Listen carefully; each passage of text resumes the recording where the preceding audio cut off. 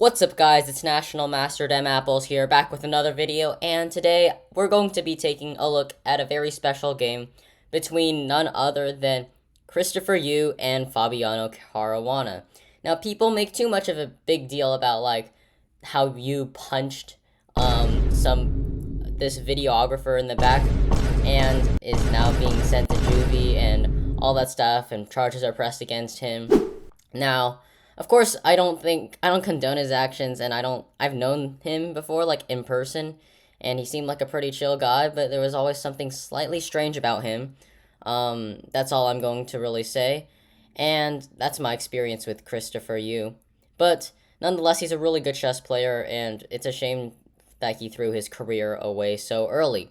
However, this was still a really cool game, and I think we should learn a lot from it. So, Christopher starts out with knight to f3, and Fabiano plays c5, and note how black, or Fabiano rather, tries to play for the win with the black pieces. b6, knight c3, bishop b7, e4, and e6. So Fabiano is willingly giving Christopher like an enormous center in the hopes that he will attack it with moves like d5, knight f6 later on in the game. We have d4, pawn takes pawn, knight takes pawn, knight to f6, attacking the pawn on e4, bishop d3, defending it, and knight to c6. And now knight takes knight is played. Honestly, white doesn't really have any better choices. For example, if he tries to move the knight back, say, to b3, the move knight to e5 is really strong because black is going to be winning the bishop pair. And we'll see how powerful the bishop pair becomes in this game. So, we have knight takes knight, pawn takes knight, and pawn to e5. Now, pawn to e5 is a really risky move, and it might be hard for some players to understand, like, oh, well, he just moved up a pawn. No big deal, right? Well, the thing is, pawns can move forwards, but not back. And so when Fabiano plays knight to d7, just attacking the pawn, which, by the way, is not the best move. There's a pretty nice move here. Knight to g4, attacking the pawn. It's pointing out the fact that if queen takes knight, queen takes bishop is a really powerful move. White can't castle, and white is in some big trouble here. However, knight to d7 still makes a lot of sense, and so white has a problem, right? He can't really defend his pawn, and he'd like to go f4, right? But say he goes f4. Well, now you've weakened this diagonal where you're probably going to castle, and after a move like bishop c5, you could be in some trouble. Additionally, later on, black might try to undermine your pawn structure with pawn to g5. So if pawn takes, right, black gets a really nice central pawn. This is not good for white, and so, well, Christopher plays bishop to f4, defending his pawn with his pieces. But that's not usually how you want to defend pawns. Ideally, you defend pawns with pawns. So queen to c7 is played by Fabiano, just attacking the pawn. Queen e2, protecting. We have castles queenside. And this is really important because Fabiano is just trying to put the pressure on as soon as possible. Moving the bishop and castling kingside doesn't quite give the threat, as well as used pieces are placed really well on the kingside, ready to attack Fabi's king if he castles that direction. Additionally, this pawn on e5 is really strong if Fabi were to castle kingside. So he castles queenside to avoid any of this stuff. Bishop g3. This is actually a pretty deep move. Because if white were to do nothing, say white were to castle or something, there is a move, like, for example, f6, and it's pretty hard for white to defend his pawn. For example, he can't take because, well, he would simply hang his bishop, right? And so you'd be like, oh, well, he'll just defend his pawn, right? Rook e1. Well, not so fast. g5, bishop g3, now f5, and all of a sudden your bishop is really, really bad. And, yeah. It might be trapped, but moreover, black's just advancing pawns towards your king. And that's not a good thing, because it's opposite sides castling. It's just whoever gets there first wins.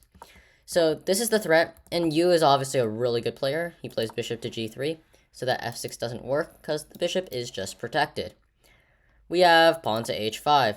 Fabi just trying to get the bishop off that place. Bishop h4. And now a really instructive move, interesting move as well. Knight takes e5. Is this the best move? No. And now Christopher has an advantage. It would have been a bit better to play queen takes e5. It's not a big deal, but the point is that Fabiano is taking a risk. to get the bishop pair for a rook and a pawn. So let's see how this turns out. We have knight takes e5, takes. He takes the bishop first, takes, and now castles queenside. Of course, he could have exchanged queens, but he chooses not to.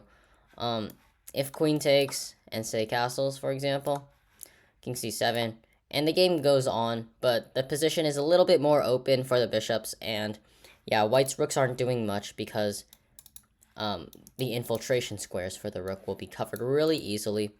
And the more open the position gets, keep in mind, the better it is for black, because black has the bishop pair.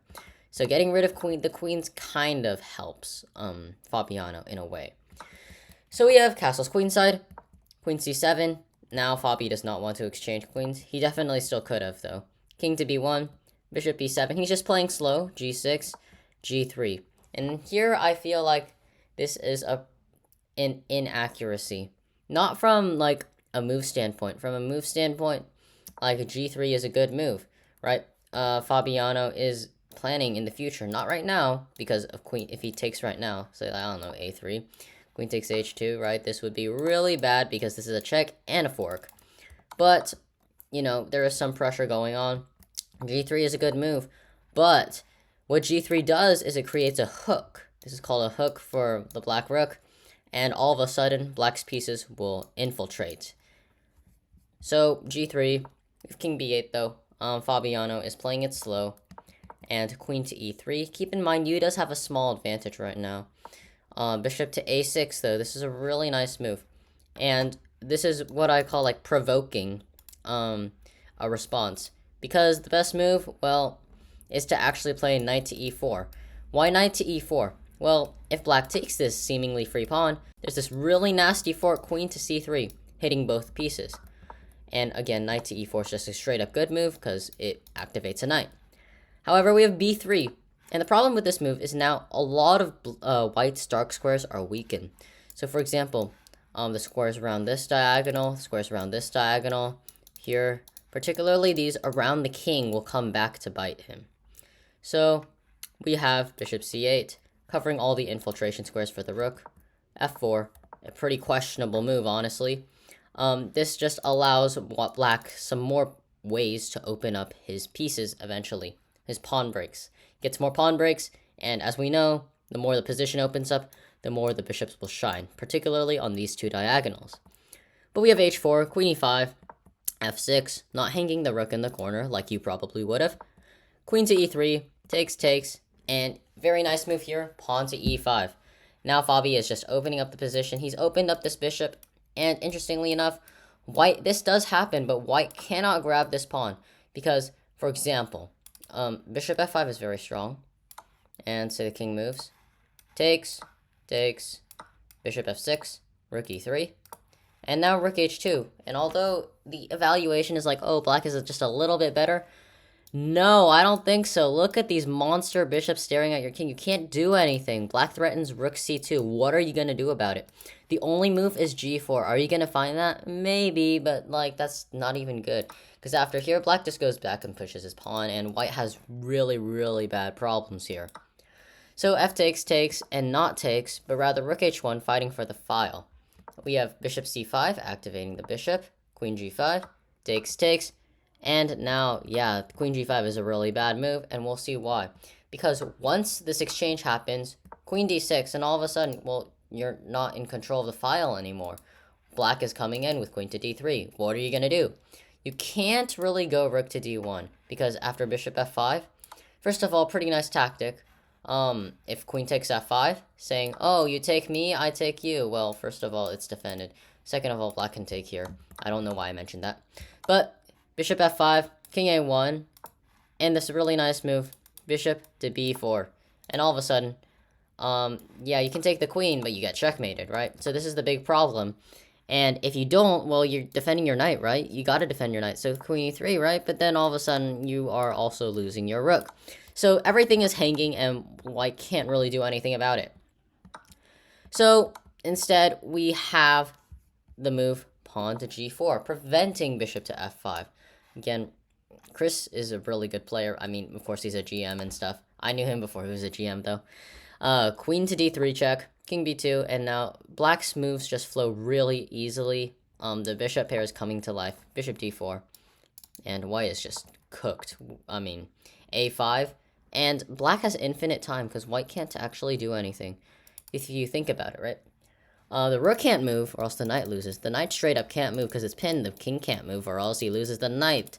And so, what can he move? Well, he can move the queen, but then he's probably gonna lose the pawn. So, white's really just in a pickle here. a4, I mean, this is like the best move because everything else is bad. Queen e4, really simple idea. Just take the pawn, bruh. Queen f6, king c7, not allowing any counterplay. I mean, you could say he could take here, right?